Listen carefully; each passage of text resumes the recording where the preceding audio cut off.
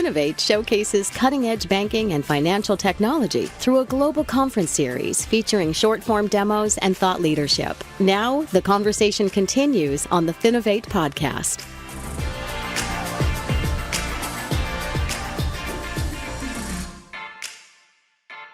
Hey, and welcome to the Finovate Podcast. Joining me today, we have Tony Ulwick, founder of Strategent and a pioneer of the jobs to be done theory. Tony, thanks so much for joining me today. Greg, thanks for the opportunity. I appreciate it. Yeah. So to start, can you give us just a little bit of background on yourself and kind of where this jobs to be done theory came from? Sure. So I started my career at IBM back in the 1980s, and I had the pleasure of working on a project called the PC Junior, which was IBM's entree into the home computer market. And the day after it was introduced, the headlines in the Wall Street Journal read, "The PC Junior is a flop." And it was. It turned out to be $1 billion failure. And I couldn't believe that a company like IBM, with all its vast resources and money, could make such a mistake. But I quickly learned that this happens all the time to many of the world's greatest companies. And after that, I found the concept of innovation and the innovation process to be extraordinarily interesting. So that's really been my career. I spent my last 5 or 6 years at IBM as a product planner, and I started Strategent back in 1991 after creating an innovation process that we'll talk about. And we've applied that process in over 1,000 different engagements across 30 different industries. And I would argue that it's probably the best innovation process that exists in the world today.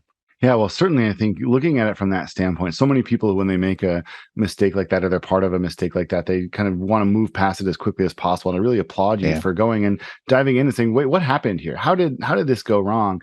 And obviously the lessons that you were able to pull out of it have been really helpful to companies from all manner of industries. And so, let's start by diving into this concept of outcome-driven innovation. This is something which I think will be really interesting. Can you give us just a quick overview on what exactly that phrase means?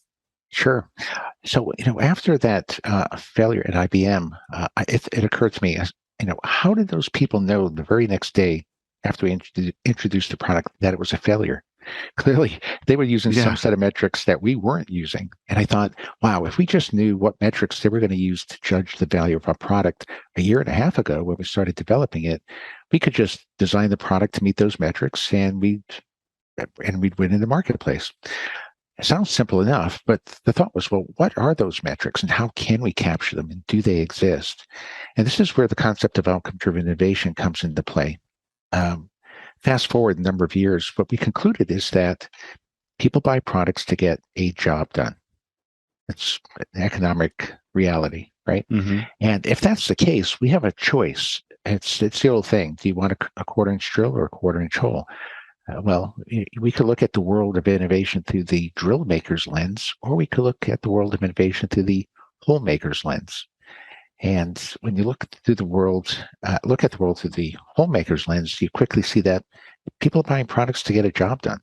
So let's analyze the job they're trying to get done, break it down into its component parts, and figure out how do people measure success along each step of the way.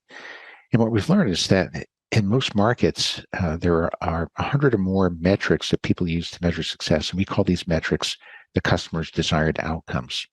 And the thought is, if you can know in advance what metrics are going to use to judge the value of your product and know which of those outcomes are unmet or underserved, you can systematically work to create solutions that address the most unmet needs and thereby conceptualize products that you know will win in the marketplace before you even start developing them. And it turns out you can do exactly that.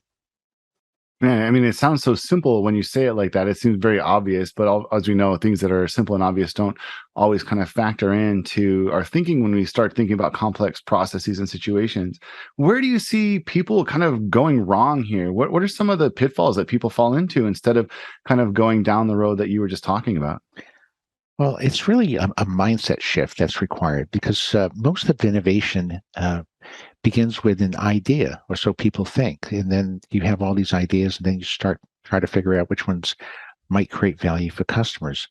But But this requires a different view and patience, because what we're saying is, let's define the market as a group of people getting a job done. Let's go study that job in detail and understand all the metrics and figure out quantitatively which of those needs are unmet. It requires very different thinking. It's so much more fun just to come up with ideas and go start building them and see if they win in the marketplace, or if they can even make it out of development. But as you know, that approach generally results in failed products. So the goal here is to bring predictability to innovation. It just requires more discipline, more planning up front, and many companies just don't have the patience to go down that path. Yeah, I mean, certainly you can see how people do go astray. It's so easy to have a good idea, and then kind of that discipline side of it is really difficult. And one of the things that we've noticed over the years, I mean, certainly there are technologies that come to the Finovate stage that look really good in this kind of theoretical environment, sort of lab environment. You think, okay, that technology is clearly, quote unquote, good technology, and yet the technology will sometimes struggle to gain traction in the real world. And this is something which a lot of companies in the financial technology arena really struggle with. What advice do you have for innovators and startup founders who find that leap really difficult to kind of go from, I built this technology in a lab, in my head, it looks good, to this is actually something which is now going to be out there in the market, used by hopefully hundreds of thousands of people? It's funny, when Thomas Edison first invented his first product, it was a massive failure. It was a voting machine used in the legislative voting scenario. And he learned after he created the product that people didn't want to do that. They didn't want to quickly vote. They didn't want them quickly tabulated. They wanted to negotiate and keep a secret until they were ready to reveal the final vote. And he declared after that, I will never again use technology or aim technology at a problem that people don't want to solve. Sure. And nothing's changed in all those years, right, Craig? So it's the same scenario. Technologies come and go, but what you want to figure out is, how can I apply a technology that's coming down the pike to get a job done better? Now, if you already know what the job is and how people are measuring success along each step of the way, which needs are unmet, you can assess the technology that's coming along to see if it's going to get the job done better or not. And if it's not, you don't invest in it. And the technology as it is may address one or two needs, but here's a better question. If you can modify the technology in a way to address dozens of needs in your market, then it becomes valuable. And I learned this lesson back when we were working with Motorola in the 1990s. They were introducing voice command technology to their radios. And the way they were going to introduce the technology would have satisfied just one or two outcomes. But once we showed them all the outcomes that were unmet, they said, well, we could modify the technology in such a way that it could address 11 different outcomes. And they did. And it was quickly adopted and became a big hit. And I think that's the lesson to be learned, right? Technology is nothing, unless it's going to get a job done better. And you're not going to know if it's going to get a job done better unless you know what that job is and you've plotted it out. So again, having that discipline, having that insight, and then watch technologies over time as they are introduced, will put you in a much better position to make the right investments and introduce those technologies in a way that will really matter. So what do you say to people who are looking at what they're working on and thinking to themselves, I'm doing a job which has never been done before? And I think there are legitimate reasons that somebody might think that, there's more data that's available now, more technologies that are available now that didn't used to be available, that do allow us to do things which have literally never been done before. But there are people who kind of think of their own technologies in this way. Nobody's ever done this. We're doing something that's never been done. What do you typically say to somebody coming at it from that standpoint? Well, I think what they're doing is they're doing an old job in a new way. So it's not as if the job didn't exist before, but they're thinking about it from a solution perspective that brings new value, right? So they're excited about that. They believe that this technology can get a job done better, and maybe it can. And as we just mentioned, right, the goal of the innovator is to figure out, how can I use technology in a way that will get those jobs done better? It's very rare that we see new markets come into fruition. It's usually the same things that people have been trying to get done for centuries, especially in the banking industry. People have been trying to accumulate money. They're trying to allocate their money, and they're trying to spend their money. They've been doing those things for decades, for centuries. And we often see also that in our research, when we ask people what they're trying to accomplish, they're off trying to do these things whether or not a product exists or not. It doesn't mean the market doesn't exist. It just may mean that there's no really great product to help get that job done or that part of the job done. So there's maybe ad hoc solutions. So when people come along and say, we're doing something that's never been done before, that may be true from a technology standpoint, but it's very unlikely that they've discovered a new job. They're more than likely just getting a job done better in a new way.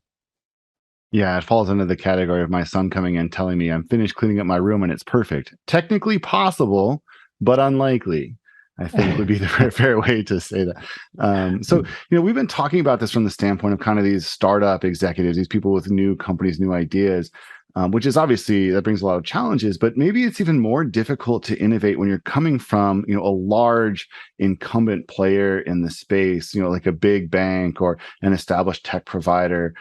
Are there unique challenges that someone in that kind of role has to be aware of when they're trying to bring new ideas to market? Well, what I find really interesting in the startup space, entrepreneurs generally are focused on a problem.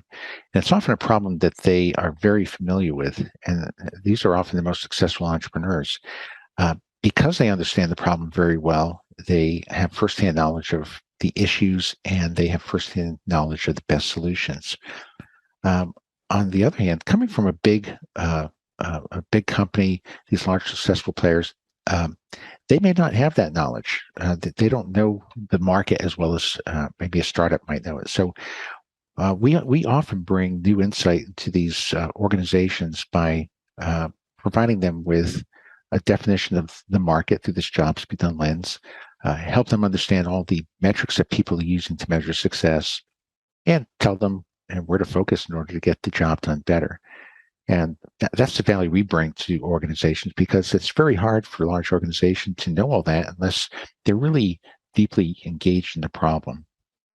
Yeah. Well, and I think one of the other challenges that a lot of people talk to me about is the idea that, you personally can be very interested in trying to push a new product forward, but frequently people coming from those large companies struggle to get the buy-in that they need to from other people on their executive teams or even on their own teams. What advice do you have for people who kind of need to get that critical buy-in from their more resistant colleagues to move an idea forward?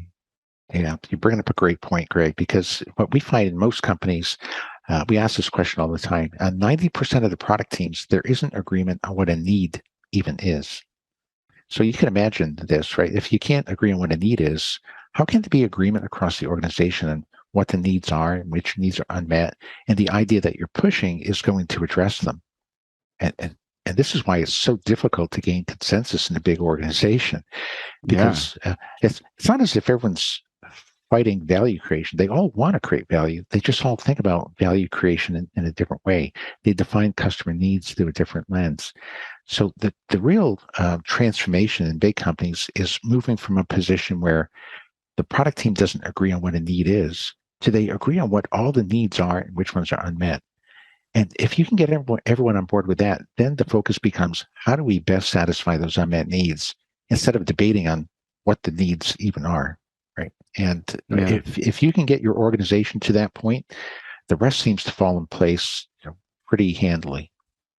Yeah, and I think so much of it is about bringing people into the understanding, hey, there is a real problem that we're trying to fix here. There's a need that's being unmet, or a job not being done. To kind of continue that language. We've potentially been a little bit remiss here in that we're well past 10 minutes in, and we haven't actually talked about customers or end users in this conversation so far. That's a big miss. Let's fix that now. I know you've done some research on what customers come to banks to do. What can you share from that research? Yeah, thanks for asking that, because I've always found this really interesting. There's certain markets that have, I call them platform level solutions. Banking's one of them. People go to banks for lots of reasons, to get lots of jobs done.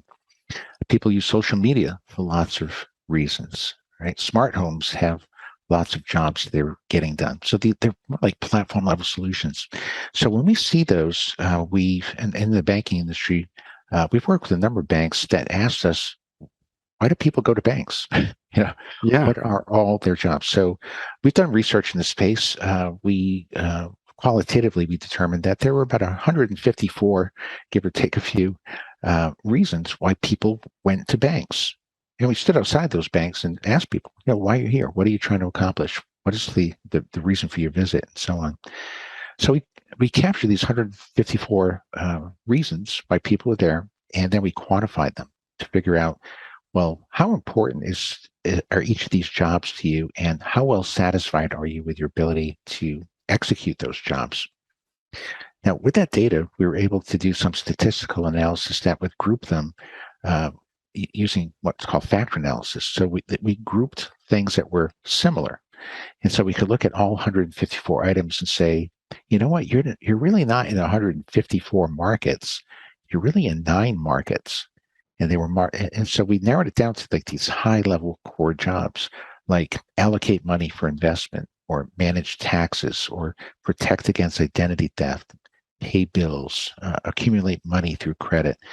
Very specific high-level jobs that people have been trying to get done for centuries, right? Mm-hmm. And I mentioned this earlier. You could even roll that up even higher and say there's really just 3 reasons or 3 key jobs that people are trying to execute through banking. One is to accumulate money, one is to allocate money, and one is to spend money. And so all 154 of those reasons why people show up to a bank could be rolled up into that higher level of abstraction. And it's really up to the banks then to figure out, well, at what level of abstraction do we want to understand our customers and their needs? And we generally go with that little higher level where there might be 9 different markets, and go deep in each one and figure out, well, what are all the outcomes that are associated with accumulating purchasing power through rewards, for example, or what are all the outcomes associated with allocating money for investment? And that's when you dig deep, capture all the outcomes, figure out which ones are underserved, and work towards getting that particular job done better. And yeah, it's such an interesting thought exercise. Well, it is. And what you're trying to do is to simplify something that's seemingly very complex. We've done the same thing in social media. Why do people use Facebook and Twitter and Instagram and others? For lots of reasons. But again, if you narrow them all down, there's just a dozen or so core jobs that people are trying to get done on those platforms, many of which aren't really executed very well. Right. And banking's a bit more mature, but there's still opportunities left in each of those core jobs to get them done better. Yeah, no, it's a really interesting thing for everybody to be thinking about. And I think it's so useful in whatever side of the fintech industry you're in, whether you're working for a bank or for a startup or for an established player, to kind of really look at this from this very high level standpoint and think, why is somebody coming to use our product? Or maybe why isn't somebody coming to us any longer? Is somebody else doing this better than we are now? And we're at a point where there's clearly, increased competition from all sides, from players who haven't historically been operating in the financial arena. And this idea, really look at it from the what jobs are being done is so interesting and so valuable. I'm afraid we have to leave it there. We're out of time, but I really enjoyed this conversation. I would encourage anybody listening who is interested in learning more to check out Tony Ulwick, look into his books, look into Strategent, and see if they could potentially be useful. Tony, thanks so much for taking the time today. Greg, thanks so much. I appreciate it. The Finovate Podcast is produced by Informa Connect in association with Provoke.fm Media. Check out Finovate.com for information on Finovate's upcoming shows and to learn how you can get involved. The discount code Finovate Podcast will save you 20% on tickets to all of our events. And you can email us at info@finovate.com for information on sponsoring, speaking, or demoing. Thanks for listening.